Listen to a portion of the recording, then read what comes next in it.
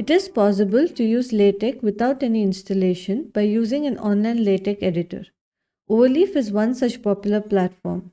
As it comes with a ready-to-use LaTeX environment, all you need to do is create an account and you're good to go.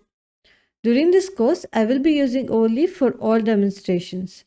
This ensures that we can work together on the same platform and that you can easily replicate the documents you see in the videos without worrying about platform or installation inconsistencies.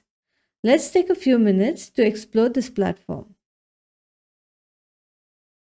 To start using Overleaf, head over to overleaf.com and register with them. You can either use your Google account or your Orchid account to do so. Alternatively, you can create an account directly with Overleaf by providing your email address and then click on the register button. We now have the option to try out the premium features of Overleaf. For the purpose of this course, the basic features of Overleaf are sufficient, so I will skip them. You can go ahead and explore the premium features if they better fit your requirements. I'm just going to click maybe later.